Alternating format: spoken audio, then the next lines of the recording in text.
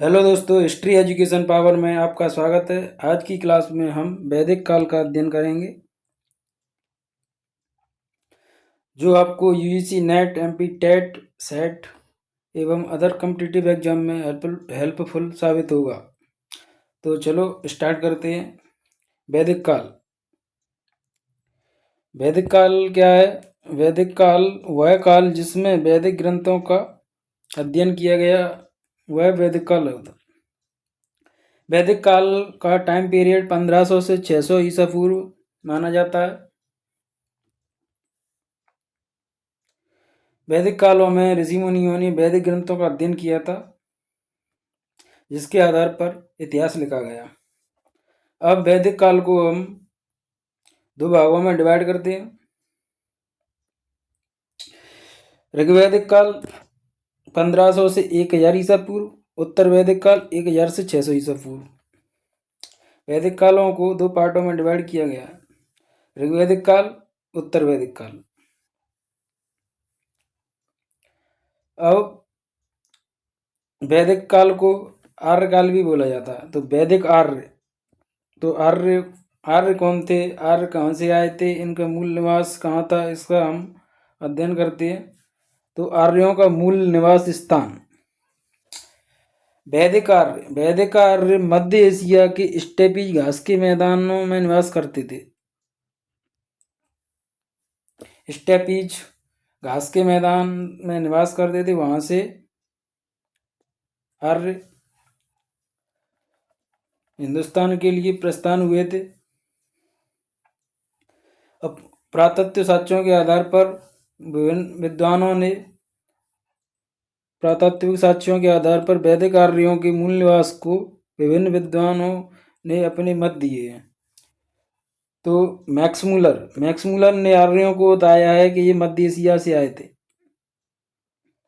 और बाल गंगाधर क्या कहती है? उत्तरी ध्रुव। इनकी बहुत ही महत्वपूर्ण पुस्तक the Arctic home in the Vedas, इसमें बाल गंगाधर तिलक ने आर्यों के बारे में लिखा है और उन्हें उत्तरी ध्रुव का निवासी बताया है। और दयानंद सरस्वती बताते हैं आर्य तिब्बत से आए।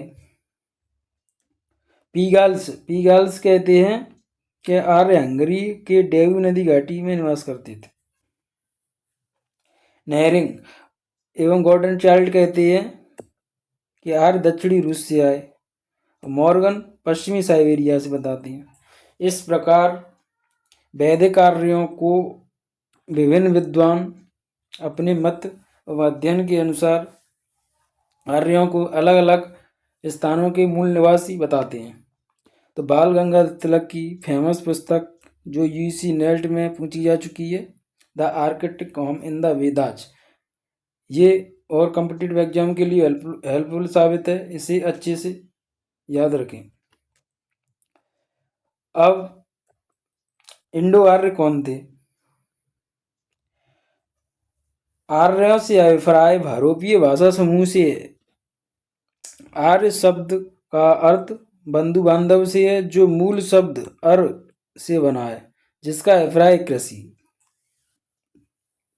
यह आर्यों की परिभाषा है। और ऋग्वेद में आर्य शब्द 36 बार प्रयुक्त हुआ है। इनकी भाषा संस्कृत थी। प्राचीन भाषा ऋग्वेद की संस्कृत है, क्योंकि ये आर्यों की भाषा थी। इसके अतिरिक्त हमने आर्यों का अध्ययन किया। अब हम वैदिक काल के प्रथम भाग ऋग्वेदिक काल का अध्ययन करते हैं, जो 1500 से 1000 ईसा पूर्व तक माना जाता है। ऋग्वेद काल क्या था? ऋग्वेद भारोपीय भाषा परिवार का प्राचीनतम ग्रंथ था, जिसमें 10 मंडल 1000 सूक्त हैं। और ऋग्वेद काल की विशेषताएं: सबसे प्राचीनतम वेद ऋग्वेद है। ऋग्वेद काल की विशेषताएं: ऋग्वेदिक काल को हम अब राजनीतिक, आर्थिक, सामाजिक और धार्मिक विशेषताओं के रूप में ऋग्वेदिक काल का अध्ययन करते हैं। तो अब सर्वप्रथम हम राजनीतिक विशेषता को पढ़ते हैं। तो राजनीतिक विशेषता क्या थी? ऋग्वेदिक काल में कबीलाई राज्य व्यवस्था विद्यमान थी, यहाँ पर राजा की स्थिति स्पष्ट नहीं थी। राजा को आवश्यकता के अनुसार राजा का चुनाव जनता करती थी। जब युद्ध की स्थिति उत्पन्न होती थी तब राजा को चुन लिया जाता था। राजा की स्थिति मतलब राजा का कोई पद निर्धारित नहीं था। इस काल में कबीलाई व्यवस्था थी, जैसे कबीले होते थे अलग अलग जनजातियों के, तो इसमें जो योग्य होता था उसे, जब युद्ध होते थे तो योग्य व्यक्ति को राजा नियुक्त करके और युद्ध का नेतृत्व प्रदान कर दिया जाता था। इसके अतिरिक्त राजा को राजन, गोपति और जनस्व गोपा कहा जाता था।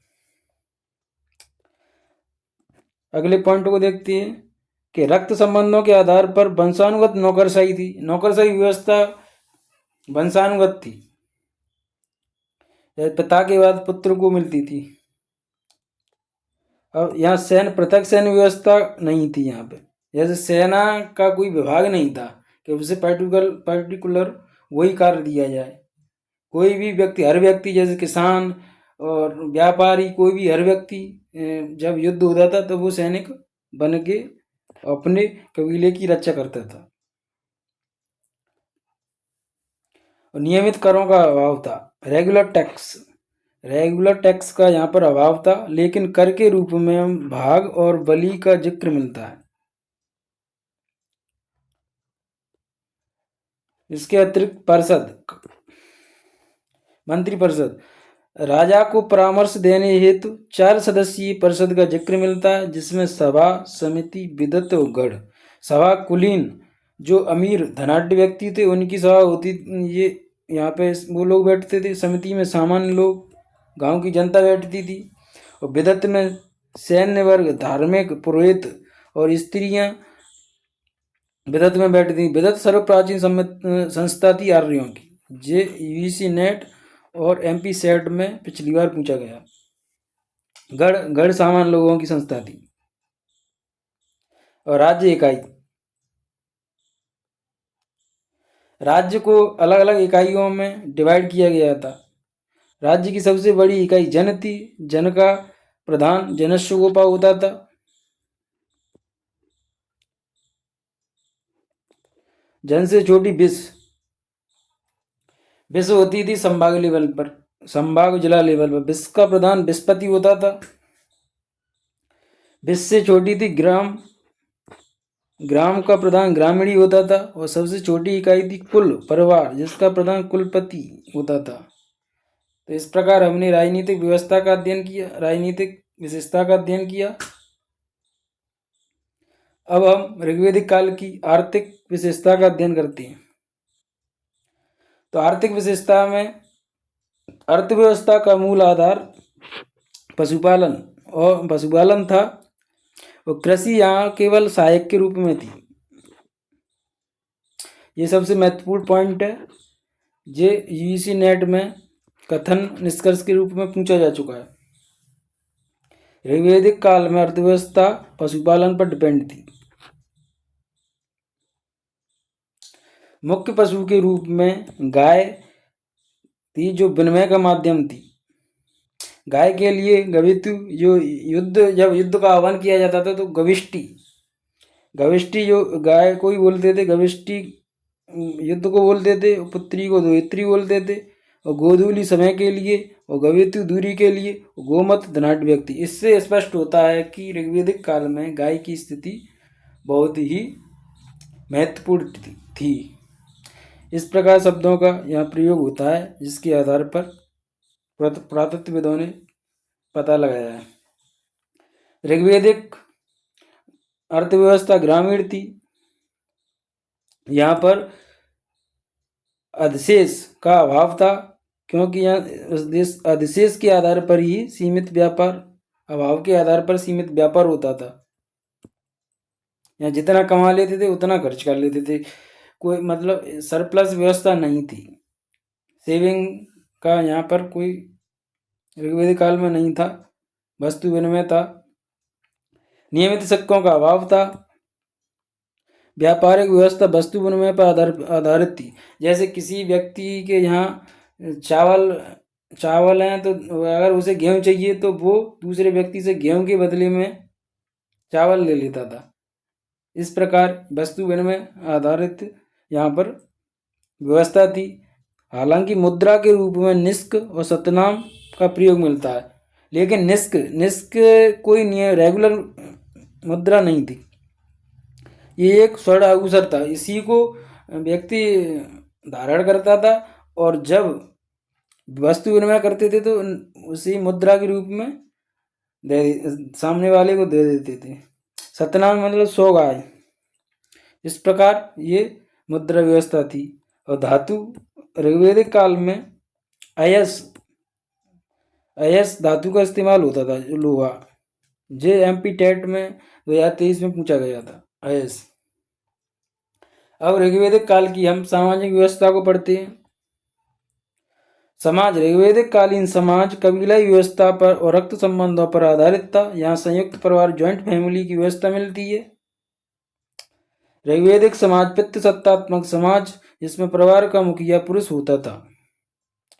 ऋग्वेदिक काल में महिलाओं की स्थिति अच्छी मानी जाती थी, क्योंकि यहाँ पर लड़कियों का जन्म शुभ माना गया है। महिलाओं को शिक्षा का अधिकार था, उनका उपनयन संस्कार भी होता था। उदाहरण के तौर पर अपाला, लोकमुद्रा, घोषा, विश्वेश्वरा, गार्गी आदि विदुषी महिलाओं का जिक्र मिलता है। इस काल में वयस्क विवाह होते थे। 16 से 17 वर्ष की आयु में विवाह होते थे। नियोग प्रथा प्रचलित थी। नियोग प्रथा क्या थी? पति की मृत्यु के पश्चात